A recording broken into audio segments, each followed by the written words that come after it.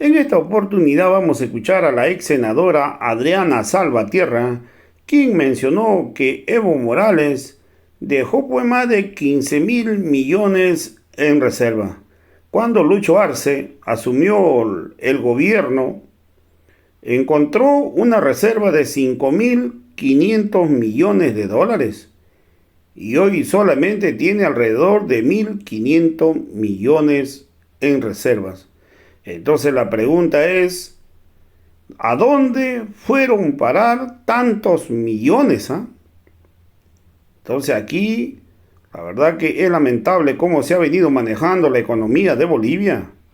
Hoy ha dicho que el gobierno no está ejecutando obras en Bolivia. Hoy se está gastando más plata de lo que se recauda en Bolivia. Entonces Adriana Salvatierra mencionó que hoy le preocupa la crisis económica de Bolivia. Hoy Adriana Salvatierra ha realizado un magnífico análisis de la realidad económica del cual atraviesa Bolivia. Mencionó que hoy este gobierno no está generando movimientos económicos. No hay dólares en Bolivia. El modelo económico de Lucho Arce es el mismo modelo económico que le ha dejado Yanine Áñez. Vamos a escuchar pasajes de este análisis. Contenida, cuando hay ya esta semana han habido empresas que están saliendo a decir que van a subir entre el 15 y el 25 hasta el 30% del costo de algunos productos, producto precisamente de la escasez de dólares. Y un primer elemento es que la escasez de dólares está atado a la inflación. Tenemos un problema. A ver, ¿cómo se abastecen los bancos y las casas de cambio? Esencialmente de dólares que les brinda el Banco Central, y estos dólares son producto de las reservas internacionales. Y aquí es importante hacer énfasis en algunos datos que tenía a mano y que los podemos compartir en cualquier momento. El 2019, primero, el 2014 fue el año que más altas reservas internacionales tuvimos. ¿Para qué sirven las reservas internacionales? Es pues la carta de presentación de un país. Cuando usted se va a un organismo internacional y dice, quiero construir esta megacarretera, este megaproyecto, necesito que me presten dinero para llevar adelante ese proyecto de inversión, esa infraestructura, los organismos internacionales se fijan, bueno, a ver, ¿cuánto tiene usted guardado en sus reservas internacionales? Es como cuando uno va a un banco y le piden un préstamo y le dicen, ¿cuánto gana usted? ¿Qué ahorros tiene? ¿Con qué me puede respaldar el préstamo que está solicitando? Las reservas internacionales cubren ese rol. El 2005, por ejemplo, las reservas internacionales eran de 1.700 millones de dólares.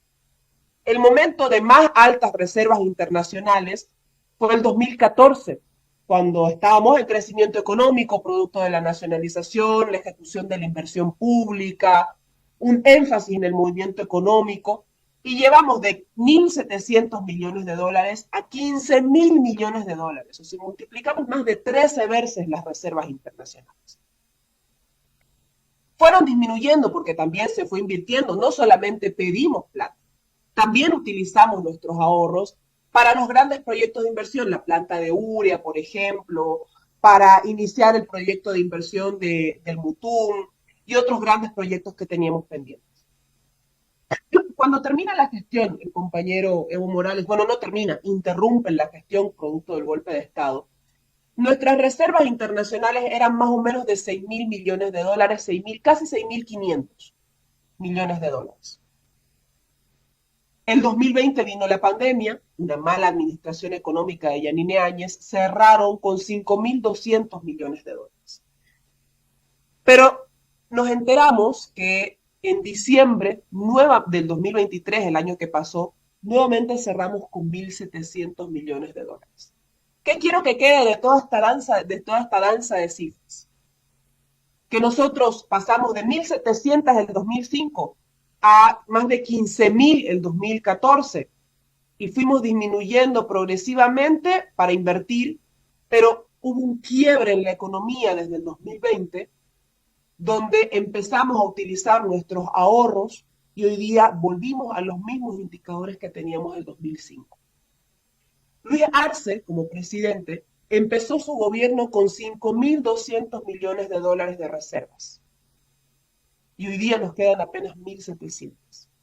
Entonces, ¿con qué pagamos el combustible que importamos? ¿Con qué vamos y pedimos préstamos a los organismos internacionales? Efectivamente, hubo una noticia la semana pasada de Fitch Ratings, si no me equivoco, que es una calificadora internacional, que tomó en cuenta precisamente el tema de las reservas internacionales, pero además la falta de divisas, porque el 2023, el año pasado, se fue acelerando la disminución de reservas. No olviden ustedes, empezamos, por ejemplo, el 2023, la noticia sobre la composición de las reservas no solamente está en dólares, está también en derechos especiales de giro, que es un compromiso que tenemos con el Fondo Monetario Internacional, que libera el uso de determinadas reservas, con el oro, tuvimos la ley del oro, y en febrero empezamos a usar los derechos especiales de giro. Entonces ya ahí empezaron a disminuir de forma más abrupta, ya no teníamos divisas líquidas, no teníamos dólares, empezamos a hacer uso de los derechos especiales de giro. En mayo salió la ley del oro y ahí había un margen de más o menos unos 5 meses para, en la medida en que se hacía uso de una parte del oro certificado por organismos internacionales, para generar un movimiento económico, para invertir en la economía interna, para saldar algunos problemas que hay en la importación de combustibles. Y no se hizo de forma oportuna. Entonces, ese margen que hubo desde mayo, de más o menos unos 5 meses, para intentar gestionar de forma adecuada las reservas internacionales y continuar respaldando la economía boliviana, se perdió. Ese es el otro dato importante que creo que está ampliamente relacionado. Y lo otro que empieza a llamar la atención, y hoy lo escuchamos en el compañero Evo Morales en su programa dominical, fue que antes la inversión pública, que siempre se consideró el motor de la economía, el dinamizador de la economía, fue disminuyendo y disminuyendo en su ejecución. Acá tengo en mis manos el Plan de Desarrollo Económico y Social del 2025. Y este Plan de Desarrollo Económico y Social del 2025 decía que la inversión pública cada año iba a estar más o menos entre los 4.000 y los 6.000 millones de dólares. La ejecución de la inversión pública del gobierno nacional en 2022 fue de apenas 52%. Y con suerte, este año 2023 se habrá cerrado en un 57%. O sea, no hay ejecución de la plata que le comprometemos al país para invertir. Y el otro problema que tenemos con el déficit es que estamos gastando más de lo que generamos. Antes se decía, cuando hay un déficit, empezamos con el déficit fiscal en el 2014. Decíamos siempre, este déficit está asociado, y Luis lo decía cuando era ministro de Economía, está asociado a la inversión pública. Entonces es un déficit sano, porque estamos invirtiendo para generar movimiento económico, para construir carreteras, para construir escuelas, para implementar proyectos productivos. Lamentablemente hoy, con la disminución de las reservas internacionales, con un mayor volumen de importación de hidrocarburos, pero también a un mayor precio y con una disminución de las exportaciones de gas, el déficit está más asociado al gasto corriente, a cuánto gasto para sostener el Estado. Y el problema es que el déficit fiscal en este momento, al 2023, es más parecido no al de la gestión de Evo Morales, sino al de la gestión de Yanine Áñez. Evo Morales dejó un déficit fiscal de más o menos un 7%. Yanine Áñez subió el déficit fiscal en menos de un año al 12,2%. Y en este momento estamos esperando que se cierre la información, pero se estima que el déficit fiscal alcance más o menos el 11%. Y ya no es un déficit sano, porque no es un déficit que está asociado a la inversión pública y la ejecución de la inversión pública y la dinamización de la economía y el crecimiento de las carreteras, de las escuelas, de los hospitales, de los proyectos productivos, sino que está asociado a un gasto. Entonces, es bastante preocupante. Ayer leía un artículo en el diario El País que escribió Fernando Molina, en el que decía es probable que este año el dólar cierre a 10 bolivianos por cada dólar. Entonces, es bastante difícil la situación económica. Hasta aquí parece que los exportadores y los importadores han tratado de sostener ese gasto y desde el día jueves, viernes, han lanzado la consigna de decir abiertamente al público los costos de producción se elevaron y el precio final va a terminar repercutiendo en un aumento de un 20% en promedio. Entonces, son cifras preocupantes. Yo creo que es importante, más allá de generar estas alertas, empezar a generar propuestas y una de esas vino de parte del compañero Evo Morales diciendo, bueno, sentémonos a ver cuál es el problema económico del país.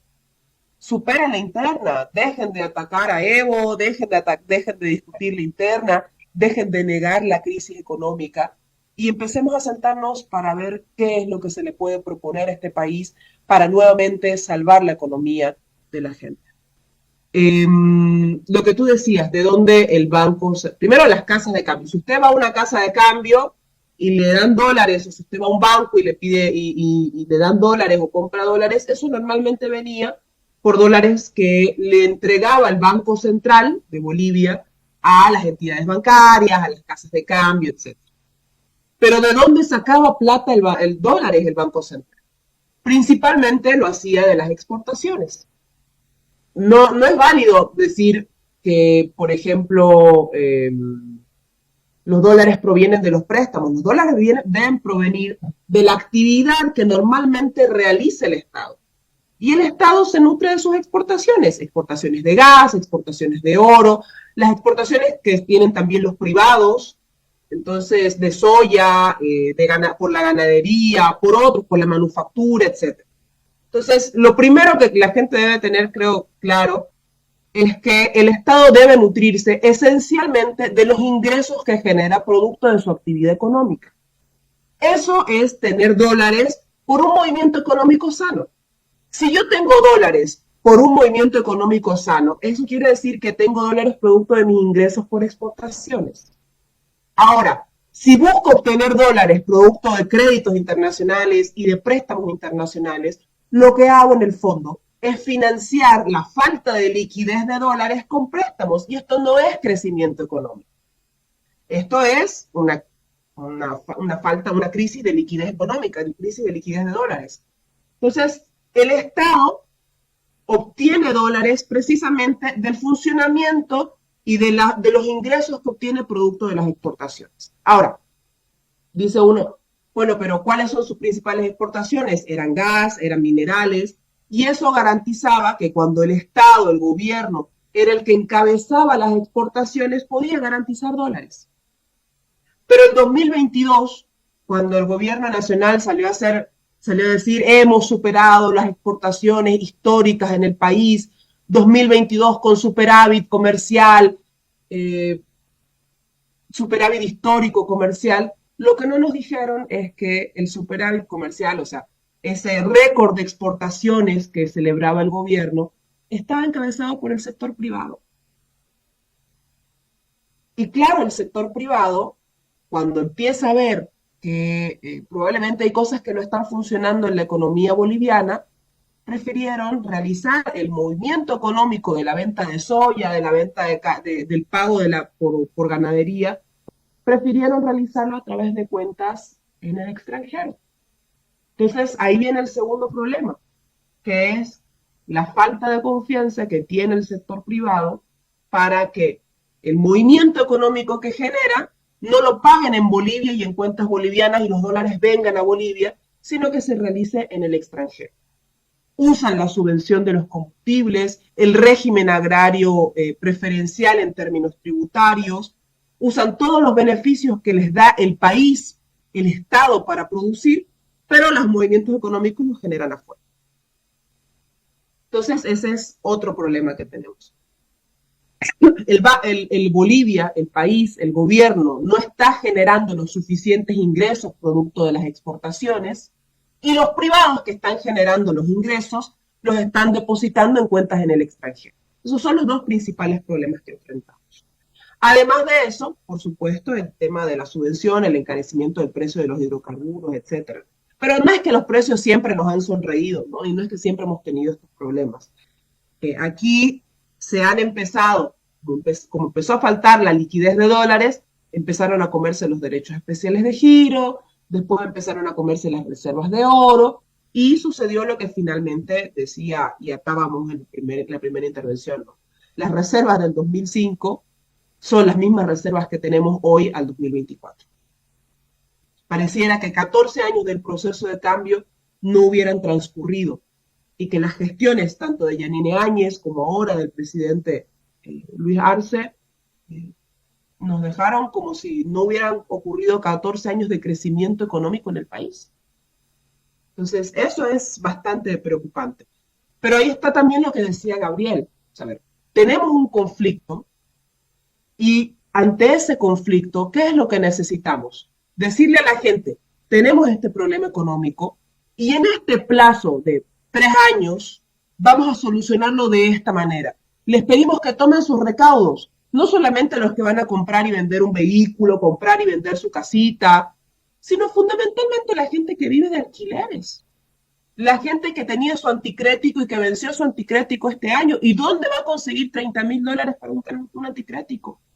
Una familia. ¿Dónde va a conseguir un estudiante $2,000, $3,000 para pagar el cuartito que tenía antes en anticrético? ¿De dónde sacan las familias para pagar un alquiler de 200, 300, $500? Las oficinas que alquilaban inmuebles también en dólares. Entonces, lo que sucedió fue también lo otro que dijo Gabriel, esa es la tercera causa.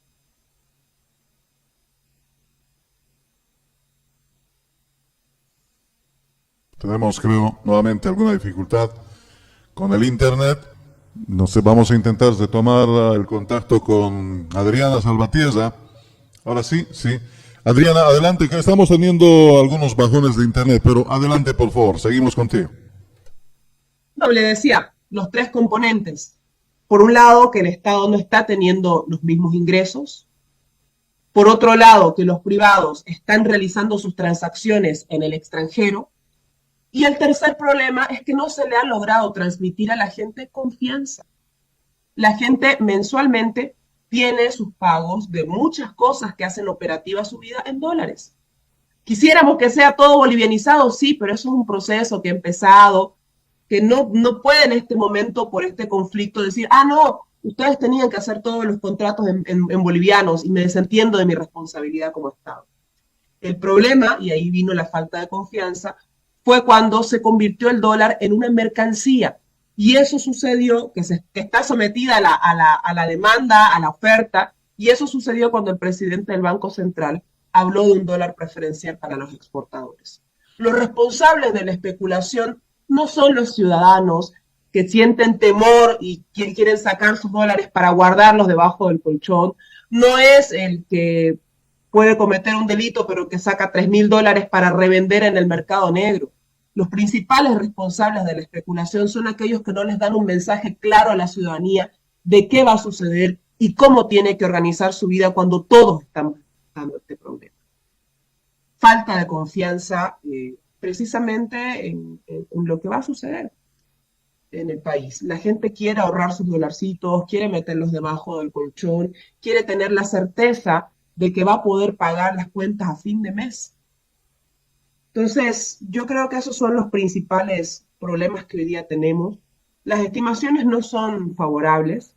Lo decía, repito, Fernando Molina, es probable que en 2024, si no hay alguna medida extraordinaria, el dólar cierre en 10 y es probable que en 2025 empecemos con un dólar que esté ya saltando a 12 bolivianos por cada dólar.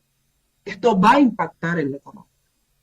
Así como en Argentina, ayer leí un documento de Cristina Fernández que decía que la situación económica en realidad en Argentina estaba atada esencialmente a que la inflación está atada a que buena parte de nuestra economía se mueve en dólares. La inflación en Argentina está atada a la presencia del dólar.